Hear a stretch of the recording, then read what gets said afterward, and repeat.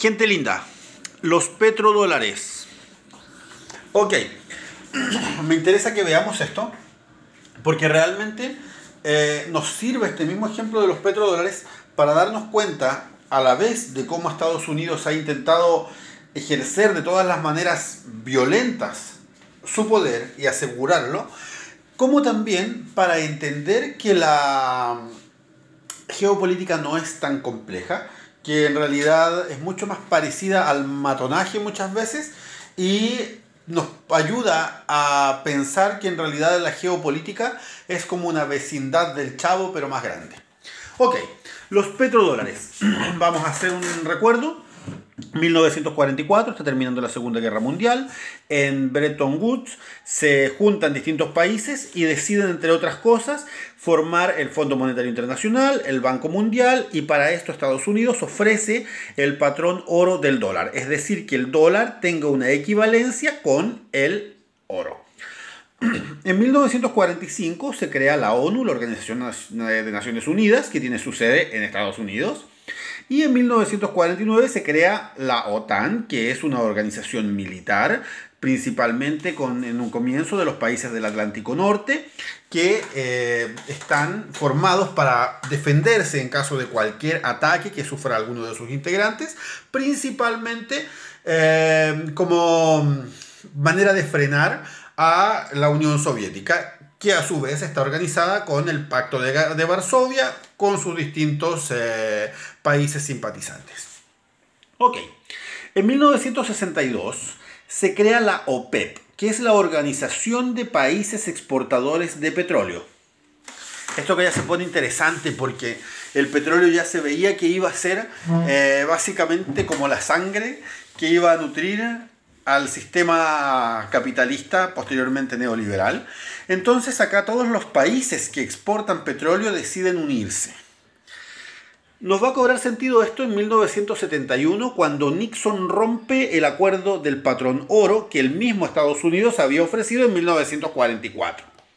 O sea, menos de 30 años después, Nixon rompe con este acuerdo de caballeros, donde se decía que el oro iba a ser equivalente al dólar, o el dólar al oro. Se dice que en este tiempo, como algunos países se dieron cuenta que probablemente Estados Unidos no tenga tanto oro para cubrir toda la producción de dólares que estaba efectuando, se dice que Francia, por ejemplo, habría mandado barcos llenos de papel verde, dólares. Y llegó a Estados Unidos, ¡hey! Venimos a buscar nuestro oro, por favor. Estados Unidos se lo pasó, pero se dieron cuenta que si todos los países hacían lo mismo, no les iba a dar el culo para pagar todo el oro. ¿Por qué? Porque Estados Unidos empezó a prestar dólar para la reconstrucción y para distintas cosas. Pero eso gracias a que Estados Unidos tiene las imprentas, la fábrica de dólares, pero no tiene la fábrica de oro. O sea, su moneda no estaba siendo tan dura como ellos habían propuesto en el comienzo. Cuando Nixon rompe con esto, con el patrón oro, queda colgando de un coco, porque muchos países empezaron a pensar, oye, Estados Unidos, bueno, nos dijiste que tú eres bacán, que eres poderoso, pero ahora, ¿qué hacemos, po? Entonces, Estados Unidos en 1972 aproximadamente se pone a pololear con Arabia Saudita. Se dice entre las vecinas de Arabia Saudita que en realidad Arabia Saudita no estaba contenta con este pololeo, pero al final tuvo que aceptar. Estados Unidos le ofreció protección militar, le ofreció mucho aporte en cuanto a economía y obviamente seguridad. Pero la condición era que Arabia Saudita solamente podía vender su petróleo en oro. No podía aceptar otras divisas. Y aquí nacen los petrodólares. Estados Unidos ya no tiene patrón oro, pero como Arabia Saudita solo empieza a vender su petróleo en dólares, nace el petrodólar. Y el patrón se vuelve distinto, pasa del oro metálico al oro negro. En 1975, la OPEP completa está vendiendo en petrodólares. Así se fortalece nuevamente la moneda de Estados Unidos. Esto nosotros lo vemos como que, oye, pero ¿qué importa? ¿Por qué va a ser tan importante que se venda de una moneda o en otra? Bueno, por una parte, nosotros vemos que Estados Unidos ya no tenía el patrón oro que diga que su moneda era estable, pero si todos tienen que usarla para poder comprar combustible que necesitan para sus industrias y transporte, vuelve a ser necesaria y ellos pueden seguir imprimiendo dólares como se les antoje. Voy a dar dos ejemplos de bancos chilenos, el Banco Santander y el Banco Estado. El Banco Santander, según Wikipedia, en la actualidad es uno de los bancos, es el banco más importante que hay en Chile. El año 2002 habría empezado con la compra de acciones de otros bancos y el año 2002 lo que no dicen es que el Banco Santander empezó a meter a la fuerza a los estudiantes universitarios tarjetas de crédito. Para los que son de mi generación, que pudieron estudiar en la educación superior, principalmente en la universidad, se acordarán que por ahí por el 2002-2003 se empezaron a dar las tarjetas de identificación universitaria y la tarjeta de biblioteca como tarjeta con chip y con barra magnética. Esto fue una jugada maestra del Banco Santander porque le estaba dando tarjetas bancarias a estudiantes universitarios o de educación superior, o sea, todos los futuros profesionales en 5 años iban a ser clientes de su banco. Es casi la misma lógica que ocupó Estados Unidos con los petrodólares, solamente que lo que hizo fue obligar a que el producto te lo vendan en su moneda. A nosotros los estudiantes nos estaban obligando a que cuando nosotros quisiéramos trabajar ocupáramos su tarjeta, su moneda de plástico. El Banco Estado hizo lo mismo. El Banco Estado hizo lo mismo, pero como ya le habían ganado la jugada con los nuevos profesionales, la hizo con el resto de la clase trabajadora sin estudios. Entonces, ¿qué te metió? Así te metió la mansa tarjeta cuenta RUT. Entonces todas las personas empezamos a recibir de repente nuestros depósitos en la cuenta RUT. Y la cuenta RUT fortalece a Banco Estado. Le permite, por ejemplo, básicamente robarte plata cuando vas a consultar el saldo. O, por ejemplo, te obliga a pagarle una comisión cuando giras. Y más encima acá el Banco Estado se está cagando a la población más pobre. Porque como acabo de decir, es la clase trabajadora sin estudios. De esta manera, vemos que esto de los petrodólares que usó Estados Unidos no es tan lejano y se puede ver realmente en el día a día en Chile. Es lo mismo, es exactamente lo mismo prácticamente que un matón del barrio te obligue a comprar en un puro negocio. Y a cualquier otro negocio que no quiera estar con ese matón del barrio simplemente no se le puede comprar porque se le hace un bloqueo, se le hace una quema de su local, cualquier cosa.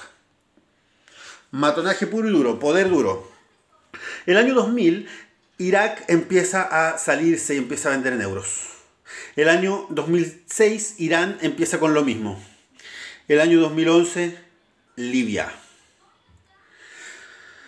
Saddam Hussein, acusado de proteger terroristas, aunque se cayó un avión y solamente encontraron un carnet, aunque el fuego quemó hasta el cemento, pero que se salvó un carnet de papel. Todos los países dijeron que había armas de destrucción masiva en Irak, nunca hubo, pero Saddam Hussein terminó muerto. Irán, que empezó a vender petróleo fuera del patrón dólar, bloqueo económico. No puede venderle ninguna cosa a nadie más que sus vecinos inmediatos, como los autos que produce, por ejemplo, aunque tiene el apoyo de Rusia, a ellos les puede exportar un poco. Y Libia, Muammar al-Gaddafi, muerto por dictador, por pasar a llevar a otros pueblos. Es increíble, pero Estados Unidos cuando le conviene apoya a los dictadores, apoya a las dinastías, pero en otras ocasiones se le ocurre que son el adalid de la libertad. Y a Muammar al-Gaddafi, por ejemplo, lo asesinaron básicamente por pelear contra el petrodólar. 2018. Si se fijan, desde 1944 hasta el 2000, cuando Irak empezó a rebelarse contra el petrodólar, es decir, contra la hegemonía propuesta por Estados Unidos, gobernada de este orden mundial, aquí solamente han pasado 56 años. Y al 2018, 70 años podríamos decir, empiezan los petroyuanes. En la cumbre de Shanghái, China empieza a cerrar tratos en yuanes y empieza ya a demostrarse que intenta crear la nueva ruta de la seda. La nueva ruta de la seda sería un nuevo camino de tránsito para producto natural como materia prima, recurso natural, perdón, para producto manufacturado, para mano de obra, donde los países de África puedan salir más al mundo. Lleva como 15 años China invirtiendo en África, por lo que se dice. Y además de eso, China estaría intentando crear también una nueva ruta de la seda que incluya a América Latina. Esta weá es súper importante porque habría un cambio. Ya no sería Estados Unidos el que está liderando, sino que sería China. China está pololeando con Rusia, andan muy acaramelados, pero no es lo mismo que China, que Estados Unidos intente derrotar a Irak, a Irán, a Libia, le haga bloqueo económico a Cuba, le haga bloqueo económico a Venezuela, intervenciones militares como están intentando ahora con mercenarios. No es lo mismo que desestabilice Estados Unidos a Chile como hicieron en 1973, que se le ocurra ir a desestabilizar a China. Porque China es una de las potencias más fuertes en lo económico, tiene un enorme ejército. Rusia es uno de los más fuertes en cuanto a ejércitos en el mundo. Según dicen, tienen armas superiores a las de Estados Unidos en muchas cosas. Se lo dijo Putin a Trump en Turquía, le dijo así: nosotros tenemos armas más bacanas que ustedes, ¿por qué no nos compran armas a nosotros? Así de dirigida está la cosa. Irán se dice que tiene poder nuclear, o sea, de armas atómicas. Entonces ahora realmente puede que Estados Unidos se caiga del trono, que ya no pueda seguir gobernando.